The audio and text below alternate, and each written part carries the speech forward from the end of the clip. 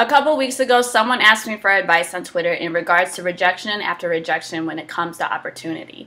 And for whatever reason, this morning I woke up thinking, I need to tell you guys the story that I plan to not tell you until a couple years from now, because I was waiting to see how that part of my life, that story was going to unfold. But in my heart, I just feel like there's someone out here that needs to hear this story, because you need to look at rejection in a different light. So before I tell you the story, I want you to think about an opportunity that you felt like you lost or you were rejected by. And I hope that this video inspires you to look at rejection as a blessing. For those who know me or have been following me, you know that I ultimately want to have my own TV show. And while I know that's going to happen, I don't know how God intends to make that happen. I just know that it's part of his plan, so I guess we'll figure it out together as life goes on.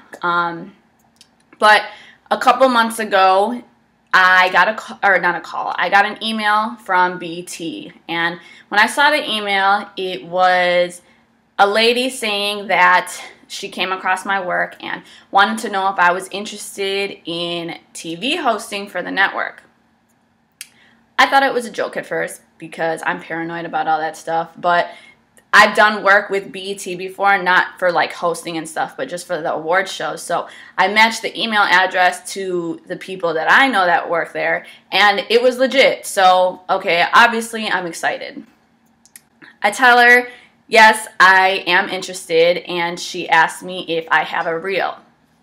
Funny thing is, I, at that time, hadn't made a reel of any of my work since I moved to LA. So the only one I had was like the old, I don't want to say like the bad one, but it wasn't updated and it wasn't like the greatest quality, but it was only the reel from Chicago. So I remember spending that whole night watching all my interviews and going through clips so I can just put together a reel for BET. Fast forward, I send them my reel. And then I hear back a couple days later, and she says that they love my reel. So then she asked me to look at the attachments, and then those are basically the next steps. So the attachment was for a BET 106 and Park script. And it was everything from, I mean, like a news story, opening the show. I had to come up with my own things. There was also things such as like personal questions that I had to answer on camera. So it was basically this audition tape, and I am not exaggerating when I say that Terrence, who is one of my really good friends out here and the videographer that I use for everything, Terrence and I spent probably 3 or 4 hours on that audition tape. And I remember we didn't end until like 2 in the morning just because I wanted to make it perfect, and I just kept reshooting certain things. So yeah, I basically pulled an all-nighter for this audition tape. I send over the audition tape. After that, I get an email that says, okay, I mean, they liked the audition tape and they liked my reel, and the thing is, I made both of those links on my YouTube unlisted. So unlisted is where only the people you send the link to can see it. So I did that because I wanted to monitor how many views the videos were getting. And I can tell you right now, people were passing along that video among BET. So I know people saw it. After they told me like, okay, they watched the reel and the audition tape, I get another attachment, and the attachment was just a one sheet, and it was asking me for my name, my social media numbers, my shirt size, my shoe size, my waist size, my bust size, everything. And you would think like, okay, they're asking for all this stuff, and all I could think is I'm in.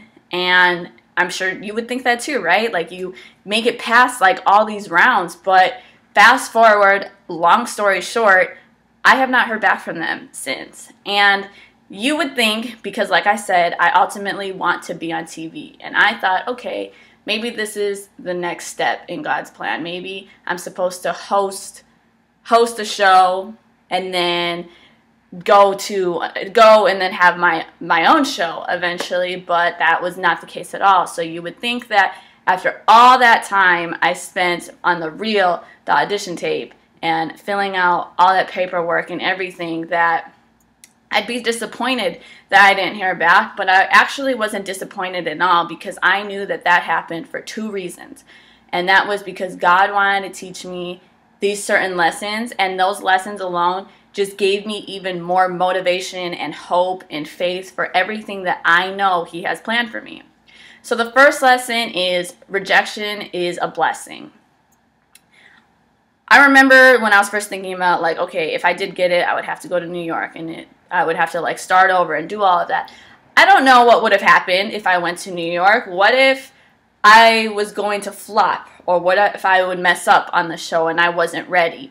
What if I got on a contract with that show and then a bigger opportunity came and I wouldn't be able to take that opportunity because I was stuck in this one? That was one of the things. So it was kind of like, yeah, it may have technically been rejection in a way, but it wasn't, because had I not been rejected or lost that opportunity, I would have missed out on something bigger and better. And that's the thing. Rejection is not rejection, because it's really just protecting you from, like, God's best for you. The second lesson was you never know who's watching. I've had a number of instances where people had contacted me, and they were people that I would have never even imagined to see my work, whether that was an interview, a video blog, or just a regular blog, like a written one. And it's just kind of like, I felt that God was trying to, like, tell me that there are people watching. The people who are going to get me that TV gig or whatever it may be, they're watching me. And that was His way of confirming that for me, because they reached out to me. I didn't reach out to them.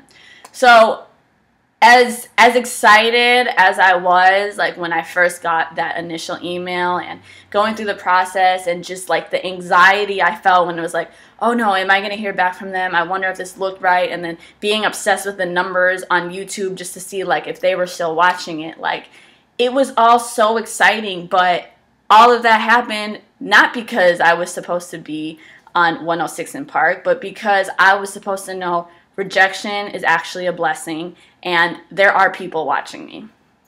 So whatever opportunity is that you thought of before I started telling you guys this story in the video, I just want you to know that you can't, as hard as it may be, or as disappointed as you might be, you can't get stuck thinking you were actually rejected from something like an opportunity, because no matter what, that opportunity wasn't the right opportunity for you, and you should be glad that you didn't get that opportunity that you thought you wanted, because no matter what, God always has something bigger and better planned for you, and you have no idea what that even is, and you just have to trust that.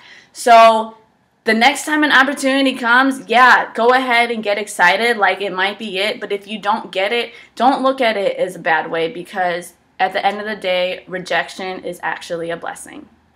If you liked the video and it inspired you, subscribe to my channel, because I'm going to upload a video every week, and I hope that I can continually inspire you guys, and thank you so much for watching.